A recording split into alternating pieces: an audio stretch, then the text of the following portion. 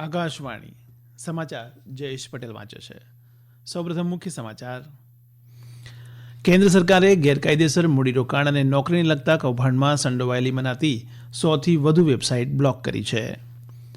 Bharat Ratna doctor BR આંબેડકરને આજે તેમના 68મા મહાપરિનિર્વાણ દિવસે દેશભરમાં વિવિધ કાર્યક્રમ દ્વારા શ્રદ્ધાંજલિ આપવામાં આવી રહી છે. યુનેસ્કોએ ગુજરાતના ગરબાનો પોતાની અમૂર્ત સાંસ્કૃતિક વારસાની સૂચિમાં સમાવેશ કર્યો છે. રાજસ્થાન સરકાર રાષ્ટ્રીય રાજપૂત કરણી સેનાના અધ્યક્ષ સુખદેવસિંહની હત્યા કેસની તપાસ રાષ્ટ્રીય તપાસ સંસ્થા NIAને સોંપવા વિચારી રહી છે. દિલ્હીની ભારતીય કૃષિ સંશોધન સંસ્થા ICAR ખાતે millionaire farmers of India awards કાર્યક્રમનો આજથી આરંભ થયો છે. અને ઇઝરાયેલની સેનાએ ગાઝામાં જમીન માર્ગે આક્રમકતા વધારતા સેનાના જવાનો અને હમાસના ઉગ્રવાદીઓ વચ્ચે આજે યુદ્ધ વધુ તીવ્ર બન્યું છે. સમાચાર વિગતવાર. કેન્દ્ર સરકારે ગેરકાયદેસર મૂડીરોકાણ અને નોકરીને લગતા કૌભાંડમાં સંડોવાયેલી મનાતી 100થી વધુ વેબસાઇટ બ્લોક કરી છે. કેન્દ્રીય ગૃહ મંત્રાલયની યાદીમાં જણાવ્યું છે કે ગેરકાયદેસર મૂડીરોકાણ અંગેની વેબસાઇટ એ આર્થિક ગુનાઓ સાથે સંકળાયેલી છે.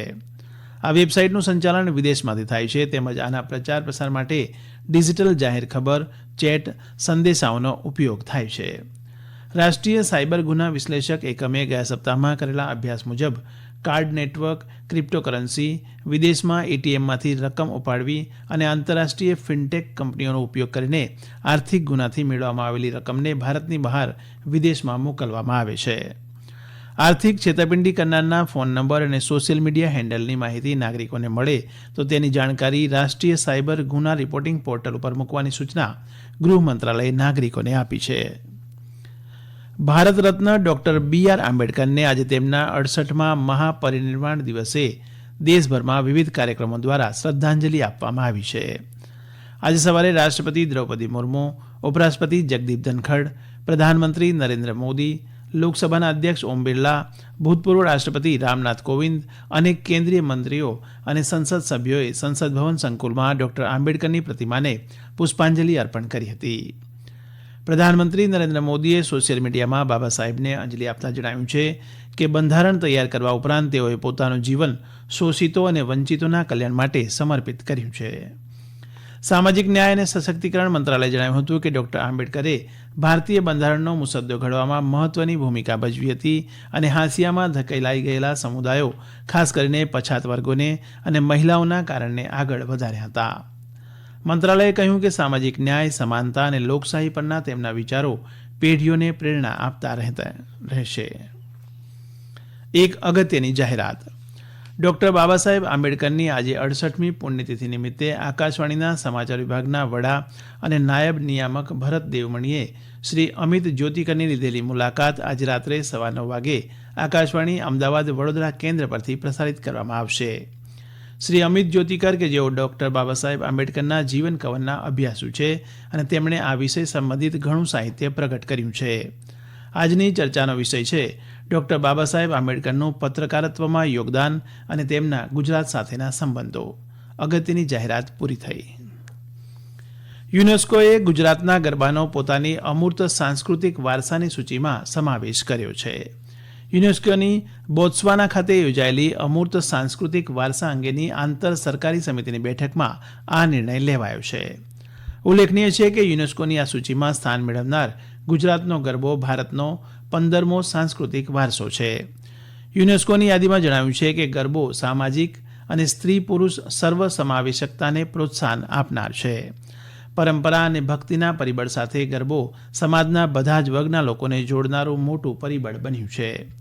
કેન્દ્રીય સાંસ્કૃતિક મંત્રી જી કિશન રેડ્ડીએ સોશિયલ મીડિયામાં જણાવ્યું છે કે પ્રધાનમંત્રી નરેન્દ્ર મોદીના નેતૃત્વમાં વર્તમાન સરકારે દેશની સાંસ્કૃતિક પરંપરા અને વારસાને વિશ્વ સમક્ષ મૂકવા અથાગ પ્રયાસો કર્યા છે.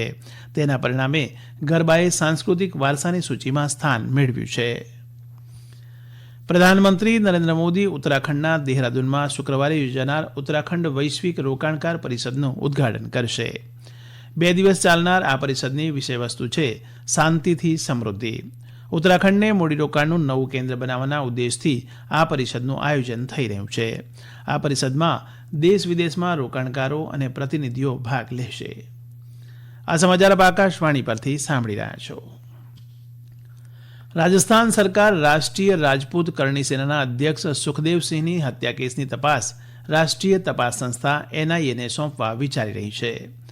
રાજસ્થાનના ગૃહ વિભાગના અગ્રસચિવ આનંદકુમારે આ મુજબ જણાવ્યું છે. દરમિયાન રાજસ્થાન પોલીસે આ કેસની તપાસ માટે એડીજી ક્રાઇમના વડા દિનેશ એમએનના વડપણ હેઠળ ખાસ તપાસ ટુકડી સીટની રચના કરી છે. દરમિયાન રાષ્ટ્રીય રાજપૂત કરણી સેના દ્વારા તેમના સંસ્થાના વડાની હત્યાના વિરોધમાં આજે અપાયેલ રાજસ્થાનના બંધના એલાનની અસર જોવા મળી છે.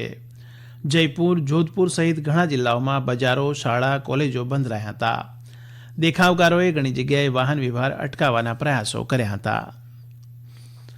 દિલ્હીની ભારતીય કૃષિ સંશોધન સંસ્થા આઈસીઆર ખાતે millionaire farmers of India awards કાર્યક્રમનો આજથી આરંભ થયો છે.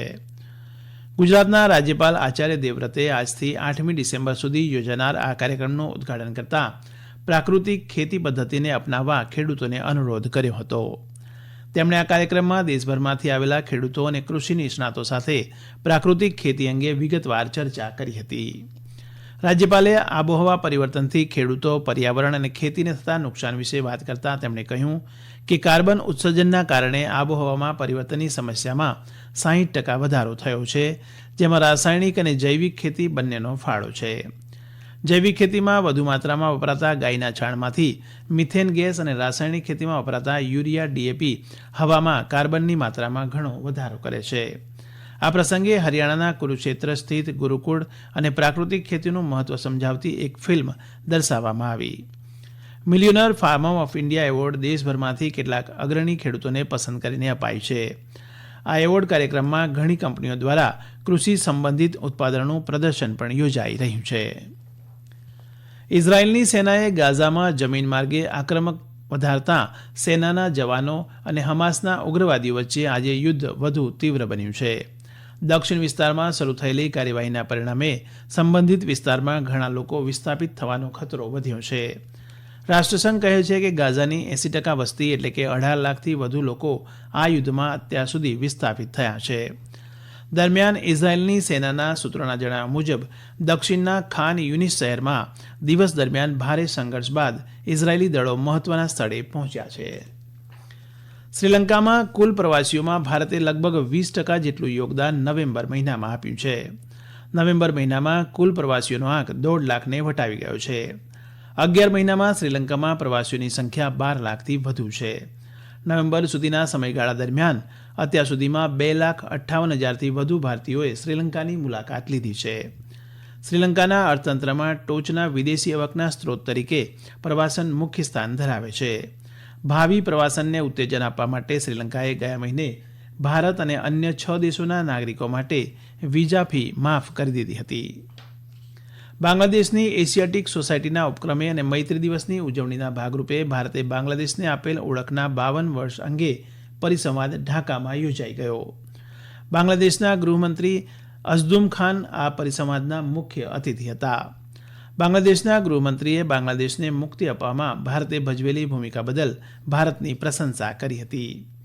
આ પ્રસંગે બાંગ્લાદેશ ખાતેના ભારતીય હાઈકમિશનરે જણાવ્યું કે બાંગ્લાદેશના મુક્તિ સંગ્રામથી દક્ષિણ એશિયાનો નકશો બદલાઈ ગયો છે. મુક્તિ સંગ્રામમાં ભાગ લેનાર યોદ્ધાઓ, નાગરિક સંગઠનના પ્રતિનિધિઓ અને વિવિધ ક્ષેત્રોની મુખ્ય વ્યક્તિઓએ પરિસંવાદમાં ભાગ લીધો હતો. વિકસિત ભારત સંકલ્પ યાત્રા અંતર્ગત દેશના વિવિધ રાજ્યોમાં વિવિધ કાર્યક્રમો યોજાઈ રહ્યા છે. પુદુચેરીમાં વિધાનસભાના નાયબ અધ્યક્ષ પી રાજાવેલુએ કેન્દ્ર સરકારની વિવિધ યોજનાઓના લાભો નાગરિકોને આપ્યા હતા. અંતમાં મુખ્ય સમાચાર ફરી એકવાર.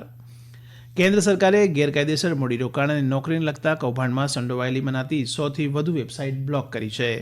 ભારત રત્ન ડોક્ટર BR આંબેડકરને આજે તેમના 68મા મહાપરિનિર્વાણ દિવસે દેશભરમાં વિવિધ કાર્યક્રમ દ્વારા શ્રદ્ધાંજલિ આપવામાં આવી રહી છે. યુનેસ્કોએ ગુજરાતના ગરબાનો પોતાની અમૂર્ત સાંસ્કૃતિક વારસાની સૂચિમાં સમાવેશ કર્યો છે. રાજસ્થાન સરકાર રાષ્ટ્રીય રાજપૂત કરણી સેનાના અધ્યક્ષ સુખદેવસિંહની હત્યા કેસની તપાસ રાષ્ટ્રીય તપાસ સંસ્થા NIAને સોંપવા વિચારી રહી છે. અને દિલ્હીની ભારતીય કૃષિ સંશોધન સંસ્થા ICR ખાતે millionaire farmers of India awards કાર્યક્રમનો આજથી આરંભ થયો છે. આકાશવાણી પરથી સમાચાર પૂરા થયા.